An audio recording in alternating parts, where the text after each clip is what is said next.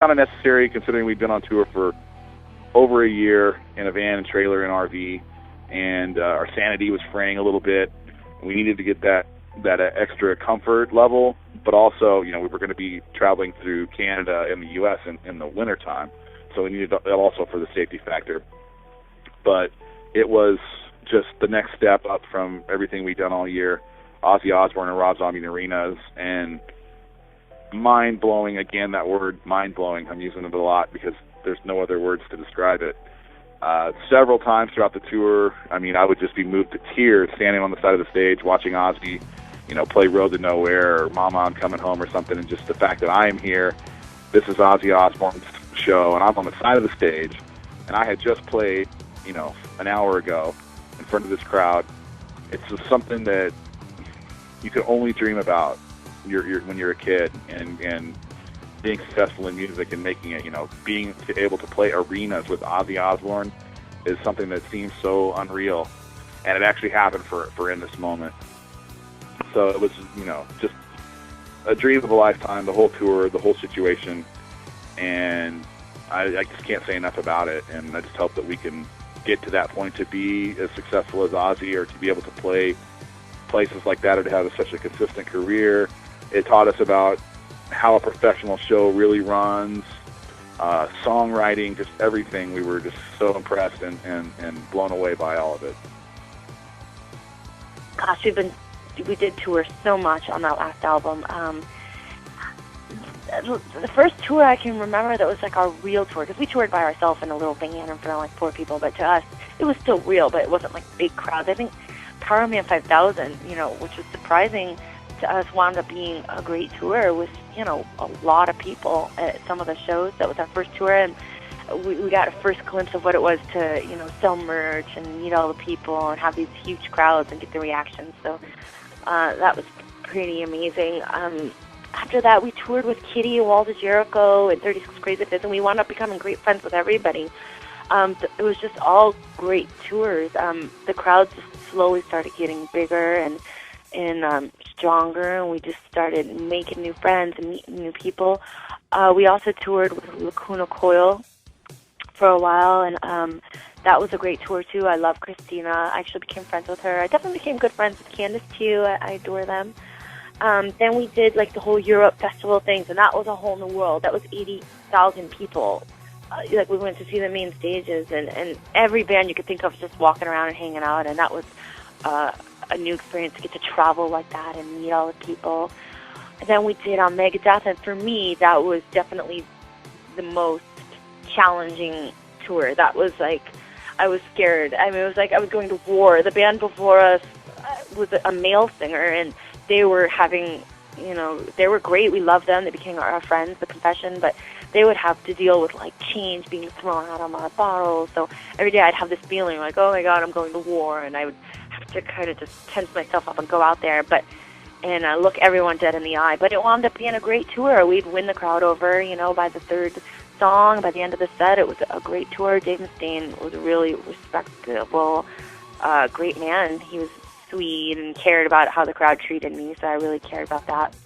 Then we did Ozfest, which was just mind-blowing. Every single day, every single show was like 10,000 people. Insane energy. We made friends with all the bands, and we couldn't believe we were even on Ozfest. And we were like, we're at the top of it. How are we doing this? And every day it was just like it just felt exhilarating. And then we did the Ozzy Osbourne, Rob Zombie, and Us, which was just words can't even explain. You dream about it your whole life, and then there you are. You're playing Madison Square Garden, and there's Rob Zombie going on after you, and then Ozzy Osbourne, the king, and he walked by us every day, or something would happen little, and it just never once did we take it for granted. For tour, we were on tour for 4 months, and just every day it was definitely, realizing like, wow, this is our dream, and we've worked hard, and this is just, people work their whole lives and don't get a chance to play Madison Square Garden or be on tour with, bands like Ozzy and that caliber. So it definitely felt, like a dream. Like, that's why I wanted to name the album The Dream, I swear. So anyway, and then we did our new album.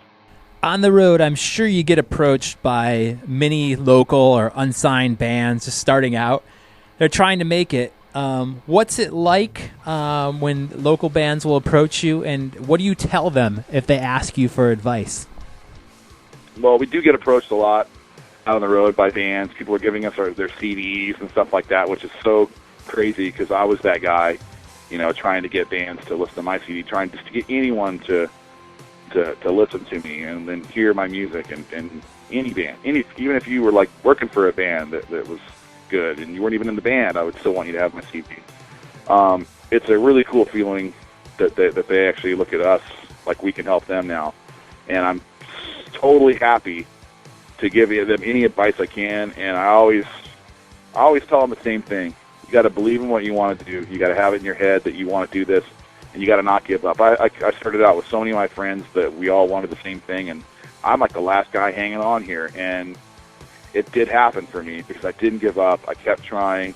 You got to work. You can't expect anything to just come to you. You can't expect it to be handed to you. The things that are the hardest, like going out with no money, like sacrificing everything just to go on a tour where there's no guarantee of anything, those big sacrifices are the ones that it takes to make it. You're going to have to, like I've used this terminology before, you kind of have to jump off the edge of the cliff and just hope you can fly. And if you believe that you can fly, then you will. And that's kind of what I tell them. And like, it's flattering that they're even asking me, and I'm happy to give my advice to any up-and-coming artist or band. I think it's definitely it's humbling. It's when other bands ask us for advice, because we were that band, and we're still asking people for advice, and we're still trying to learn something new every day. So I just try to tell those bands that they got to really believe in themselves, believe in what they do, find their own identity, find their own, path that's going to make them who they are, and make them that special stone, within all those rocks and stones, because there's millions of them, you know what I mean? And to definitely work hard, because I don't think, the industry nowadays doesn't come find you. I think you have to go find it. You have to show people, like, what you can do, and you got to go out there and do it and let people know that you're going to do this without industry. And then I think they start realizing and respecting you for working hard and getting on board, and then it just becomes, this big machine of, because there's so many people that are important. We've come to realize us, the label, the management, the publicists, the radio stations, the bands, your family. So it's like a huge machine, I like to put it. Now, I've got one last question. You guys keep pretty busy, and I know it's a very rare when you do have a day off. But when you do, what is a perfect day in the life like for Chris and Maria? I'd have to say my perfect day for me on a day off that has nothing to do with music is sleeping in really late and being able to wake up with the love of my life, and we're both home, we're not on tour. Being able to go to a football game and see my son in his glory and playing football and being proud, and being able to go home and be with my mother and my family, and then at night lighting all my candles and incense and listening to, Dead Can Dance and my CDs and just vibing out and just, being in the moment. So I think that's my perfect day off. Well, I'm pretty much a workaholic. So everything I do revolves around music. I love my family and my friends, and I love to just watch a good movie and all that stuff too. But even on days off, I'm thinking about the band. I'm on a day off right now.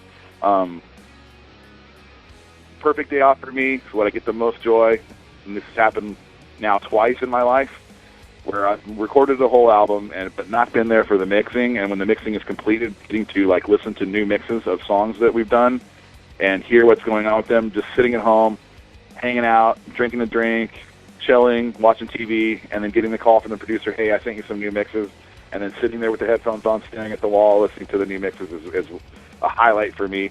I also like to go to the movies and, stuff like that too. But I'm a workaholic, so everything I do revolves around this band or music. Anything more you'd like to add? I really like to thank our fans and our friends and our family, and I consider all of our fans my family. You guys are the best. We wouldn't even be able to do this if you guys hadn't gone out last year and supported us, came to the shows, bought our CD, You've made everything that I dreamed as a kid a reality, and I just want to thank you for your support, and hope that you guys continue to support us, and hope you enjoy the new record. We worked really hard to make something really special, and I hope everyone really likes it. Thanks for everything. Yeah. So I just want to say thank you to every single person that is listening to this right now and pre-ordered our CD. The support is everything to us. It is why we're doing what we're doing. It makes us who we are. It makes us be able to do what we're doing. And thanks for believing in our dream and helping us become who we are. And thank you so much for your support. And everybody, believe in yourself and know that believing is creating. And thank you so much. And we'll see you on tour. Come out, shake our hands. And thank you so much for pre-ordering.